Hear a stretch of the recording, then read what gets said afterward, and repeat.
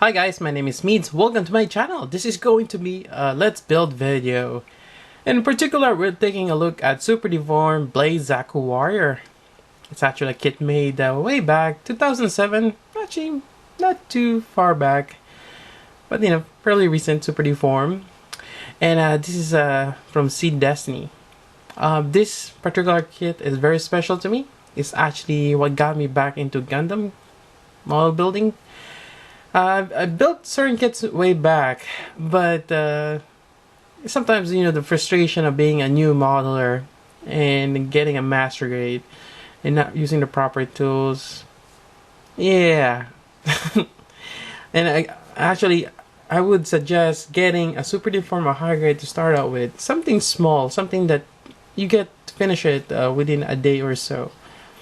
You get that instant gratification. Then you build off that. Unless, of course, you have prior model building skills already, and then you can jump right to master grades. But in particular, this one got me back, and I was searching online to... Actually, this, again, for those who know me, I used to build Stickbus, customize them, and that company just stopped making new releases, so, there's no point of sticking with that. Eventually gonna run out of whatever they have left, but they're actually still available in eBay. So I looked online and found the orange version of this one. Same kit, it's just orange. And typically when I buy something, I would buy the lead character, the main protagonist. I was thinking maybe I should buy a Gundam. Not the Zaku. Zaku is the ground suit that gets destroyed, right? But I thought about it, there's certain charm on this little guy and that mono eye. It's kind of menacing. Like, you know what, I'll give it a shot. And actually, it's probably one of my best decision because this is a really great kit. So that's enough of the background. So let's start with what do we need for this build. So this is a little bit of planning ahead. First, you need a paper towel when you get around and painting it, as well as a little bit of this metal like trays to put the paint on, and some paint. But that's a bit later on. So I just want to show that first. To build this kit, you need to have some clippers. I use this particular one, Style X molding tools. It's really nice, especially the wedge. It's a lot angled. It does the job. So I got one of these. You need to have a hobby knife. Make sure when you buy a hobby knife you have a cap, because you don't know when you're gonna store it and you don't want to get stabbed. So that's always good. So get a hobby knife. And for those people who cut towards their thumb, like myself, for better control, well, actually, again, I've done it both ways. Away from you is the best way. It cuts the same way on the the knobs of plastic. It just depends your preference. I just prefer cutting because I have more control. Get an electric tape. Get your favorite color. Mine is orange. And basically, what you're gonna do. Let me see if I get some scissors. You take a little bit of this, and this one comes in the regular thickness. Then you get the the heavy duty one. Either way, just need a small piece. Electric tape and put it on your thumb.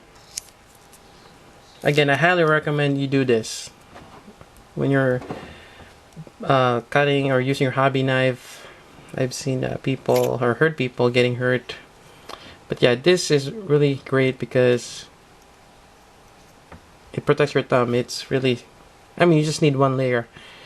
But it doesn't protect you when you're stabbing yourself. That's different. But if you get plenty enough of surface area when you do this. So there you go. What else do you need?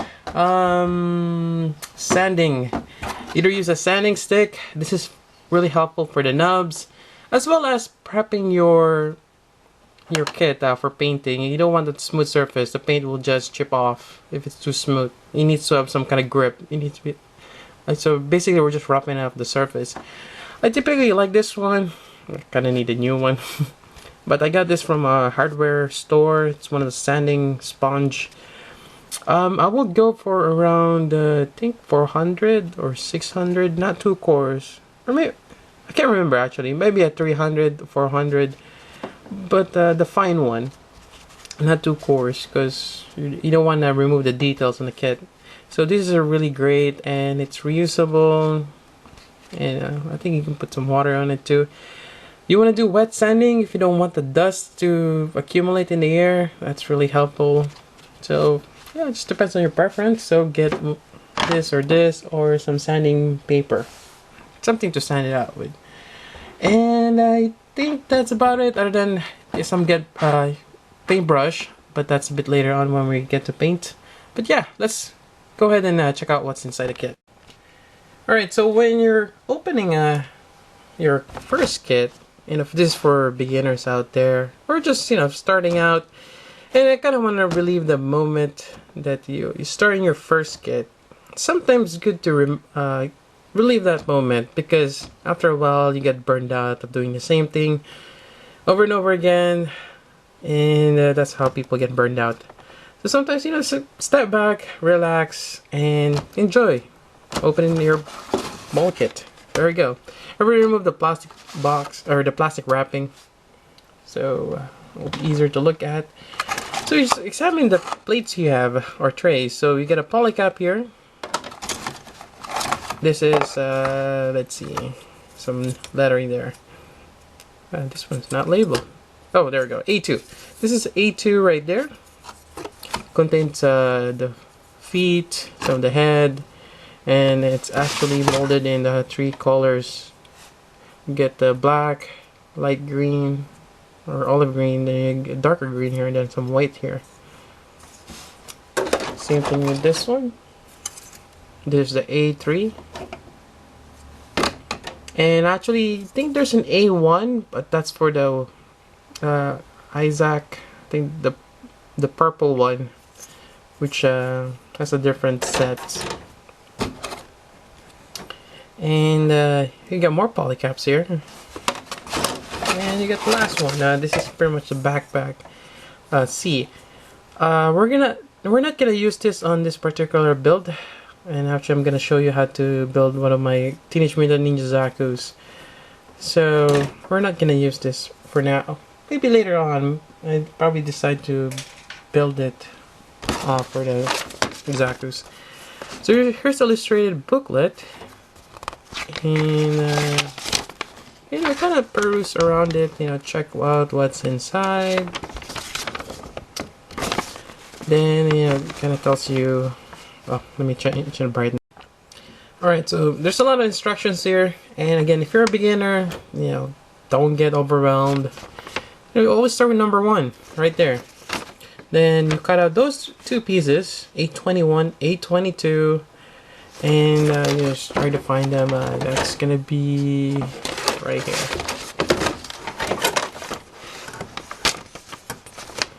That one right there, and this guy. So just follow the instruction, get some polycap and put it together step by step. Take your time, and just follow the instruction, and there we go. I built this kit quite a lot already, so I'm just gonna pretty much remove everything on the tray. But do not do that when it's your first time. If you're not very familiar with a kit, do not do that. That was my first mistake on my first master grade. That was the the AUG Mark II. Well, so 1.0, but I de-sprued every single piece thinking it'll save me some time, but no, it'll take forever because I'm looking at piece, okay, and it's not color coded. I don't know what color it is. I'm basing on the shape. So it's like a big finding the needle in the haystack. Not a good idea. But since this is super deformed, there's a handful of pieces, easy to manage, but yeah, up to you.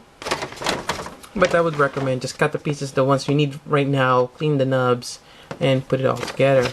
Alright, so that is for the instructions. I'm gonna go ahead and proceed to the next step, which is pretty much cutting the pieces and cleaning them up.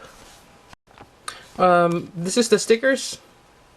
I didn't really mention much about this, but I'm not gonna be using stickers for this project. You might. It's good to keep them. You never know when you're gonna be using it, or for color reference later on. But it never hurts to save them. One thing I like to advise, if you are saving the stickers, always write down what it is on the back, because sometimes you're gonna have like a stack of them. So let's put Super Deform, Blaze, Zaku, Warrior. Yep, my penmanship is not the best, but it does the job. So always write them down. I've only been doing this lately. There's a lot of sticker sheet that I don't know where they came from, or which kit they're supposed to belong to. So always remember to do that. Alright, so we're done with the sticker sheet. Alright, I'm just gonna start with that right there. This is A21. So when you cut your parts, you just squeeze it in. There's no real trick to it. Some people like to cut it all the way very close. Some people want to add a little bit of space. It's all the same. Well, actually, it depends.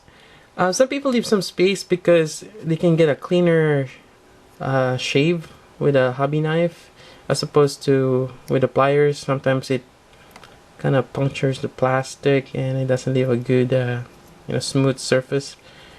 It really depends on you, but for me, I think either way works. Some people just sand it down from the nub. You can do that, but for me, I use a hobby knife. Again, don't forget your electric tape. And there we go. Just gonna lightly run your hobby knife across it.